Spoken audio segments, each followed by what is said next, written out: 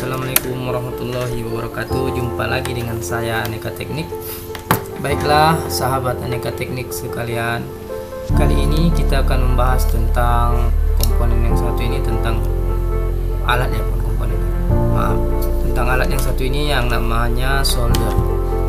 Baiklah, apa sih gunanya solder itu dan apa sih jenis-jenis solder?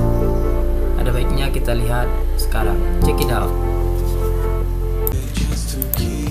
Oke, untuk solder, saya teringat dulu waktu SMK ya sahabat. Waktu saya di SMK dulu, saya beli solder yang seperti ini. Ini solder yang biasanya dijumpai di pasaran ya. Solder dengan gagang kayu, ujung tipsnya besi, ini tipsnya ya, dan biasanya mempunyai daya 30 watt. Untuk menggunakan solder ini kita perlu keahlian yang khusus. Kenapa? Karena solder ini sangat payah sekali digunakan ya. Sangat payah sekali digunakan. Ini nanti hasil yang akan ditampilkan ataupun akan didapatkan ketika kita menggunakan solder dengan daya 30 watt. Seperti yang kita lihat di sini, hasilnya menggembung ya, tidak sesuai dengan yang kita harapkan. Ini hasil yang ideal. Oke. Kemudian saya mencari-cari informasi di pasaran tentang solder yang baik, sehingga saya dapatkan waktu itu tips ataupun mata solder yang bagus. Biasanya kalau mata solder yang bagus harganya lebih mahal dari soldernya sendiri. Kalau dulu saya beli sekitaran 25.000 untuk satu tip solder yang mempunyai tipe seperti ini. Mata soldernya dilapisi dengan keramik ya. Di sini kita lihat mata soldernya mempunyai bermacam-macam bentuk. Ada yang runcing, ada yang biasa, ada yang pipih, dan ada yang lingkaran runcing ya.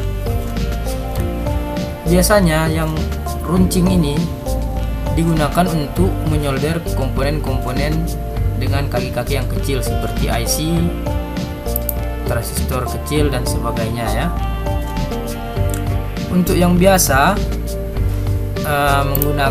digunakan untuk mencabut komponen-komponen resistor ya. Sedangkan yang pipih untuk mencabut komponen-komponen yang mempunyai kaki ataupun badan yang lebih besar. Begitu juga dengan yang lingkaran ya. Kemudian daya solder. Solder mempunyai daya-daya yang bervariasi tergantung dengan kebutuhan kita. Kalau kita pengennya nyolder kaki elko yang besar, kita cukup membeli solder dengan daya yang besar seperti ini. Dayanya 60 watt dengan ujung pipih.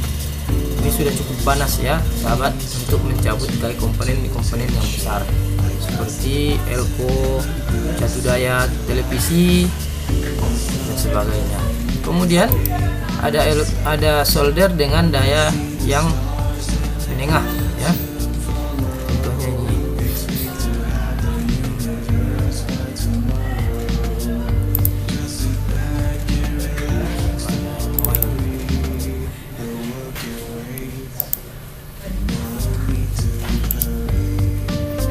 Ini dapat kita lihat dia mempunyai daya 40 watt ya, 40 watt dengan mata tips gold ya yang sudah dilapisi dengan keramik. Kemudian ada juga solder uap ataupun blower ya. Ini blower ini digunakan untuk menyolder ataupun mencabut komponen yang mempunyai tipe SMD atau Surface Mount Device. Apa itu SMD? Komponen-komponen yang digunakan pada peralatan-peralatan yang membutuhkan dimensi yang kecil, contohnya HP, monitor dan sebagainya. Seperti ini contoh komponennya ya, komponen SMD device. Di sini untuk mencabut ini kita tidak bisa menggunakan mata solder yang biasa. Kita harus menggunakan mata solder uap atau blower. Ini contoh untuk resistor kecil ya. Ini untuk IC Atmel Mega 324AU ya. Dicabut dengan menggunakan blower. Blower juga mempunyai ujung atau tip yang berbeda-beda. Seperti yang kita lihat di sini, ujungnya kecil, biasanya digunakan untuk mencabut resistor yang tadi ya. Semakin besar di sini yang paling besar untuk mencabut IC. Oke sahabat, mungkin cukup di sini dulu yang bisa saya sampaikan. Lain waktu kita lanjut, mungkin menerangkan tentang bagaimana untuk menyelir yang baik. Oke, see you. Assalamualaikum warahmatullahi wabarakatuh.